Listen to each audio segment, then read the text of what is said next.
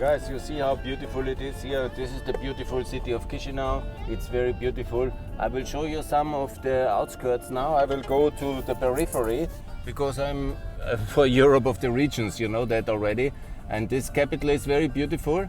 It's very nice. But I will also show you the big progress, but also the challenges in the periphery of this country. And obviously here it's full under construction. There's a lot of good developments going on, and it's really transformed enormously since I was here the last time.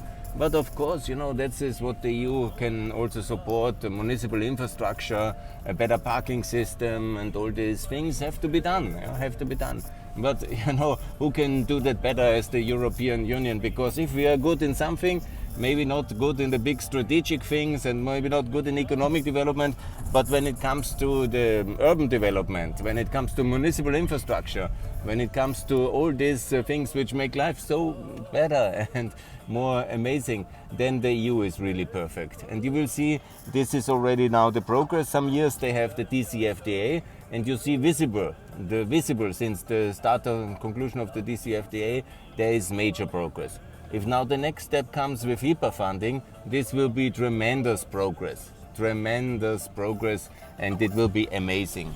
Look a bit how this country is now already transforming and how amazingly this is really in the progress. It is, of course, you know, you have this old infrastructure, the old buildings, the new buildings. It's a mix, similar to Skopje, similar to Belgrade. Of course, there's a bit more development already in Belgrade because it's 20 years after the war, and we have here, luckily, it's 30 years after the war, but we have somehow abandoned Moldova for too long. 30 years, there's a deep disappointment. This looks like the Shevchenko Park in Kiev. I remind everybody that I'm for the victory of Ukraine, and I hope that we will win, and I'm confident we will win this battle with the ultimate evil, and this will be the victory. Here we come ahead, and then we see this beautiful place. I'm again in a taxi here driving down south to show you some of the other parts. I've been only once there. It's the autonomous region of Gagausia, which is my aim today, to show you this beautiful place as well, and to also show you the development challenges. Because I'm calling for 5 billion euros of support for Moldova over the next decade as part of the big recovery package. And I'm not sure that Mr. Hahn and Mrs. Ursula will listen, but I will continue to tell them the truth, because I stopped to somehow say the nice things which you want to hear in Brussels, and then they are not well informed. And this was, as a consultant, this is what you often do. You write nice things according to the wish of the donor, and then it's all not working because you're basically not telling your ultimately truthful assessment. I actually always do that, and I always get fired for telling the facts. So I'm now telling it as it is. We need 5 billion here, 500 million every single year for the next 10 years. This is about the challenge. It can be a bit less and a bit more. We need also to stabilize the lei with a back to the euro. These are the current exchange rates, and of course a major decline to the euro. It's now at 20, and we have to make sure that we here Stefan Celmare, and here of course you know already this beautiful center Moldova. Stefan Celmare, bravo Stefan Celmare. He's the hero. We have been already in the museum. I showed you that one. Follow my Twitter account, please. I made a lot of tweets about the history, and I will also talk more about the history today. But the history of Moldova is so easily explained. It is contested between Europe and Russia in a lot of times. The Russians took it in 1812, they defeated Napoleon, and then they took this part of Romania, and then they lost it again in the Crimean War, and they took it again in the Great Eastern War of 1878, and then they lost it again in the First World War, after the First World War, and then they took it again in the Second World War.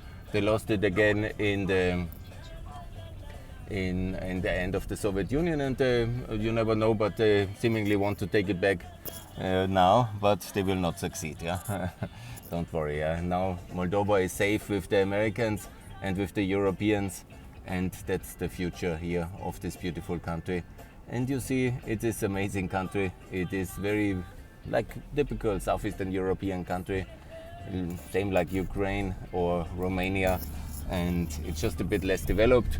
But the last 4 years were really very good for this country, because here you see also one military museum, I guess, or whatever facilities. I see the old helicopter. A lot needs to be done, and that's why it's needed, not for renovating of houses. That's what the Moldovans definitely can do themselves. But what is necessary is obviously the major infrastructure projects, the IPA, the technical assistance to get the country ready for the European Union in 2029. Yes, 2029, no later.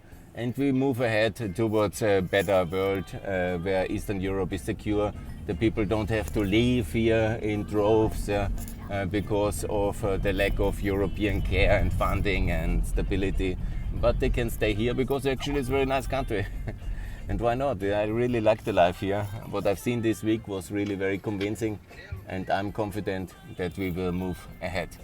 So I will show you some of the beauty in the coming videos, and I will give you an impression about the outskirts of Chișinău, the road to Komrat, and a lot of these beautiful and really nice developed suburbs here now, and then to show you a bit of this development and give you an impression what needs to be done, what can be done. We are here now again at the this is now the road to the south, and it will be very good, and we will manage just fine how to do everything. It will be good. Thanks a lot for now. More to come from Pax Europiana on the road from Chișinău to Komrat. Bye.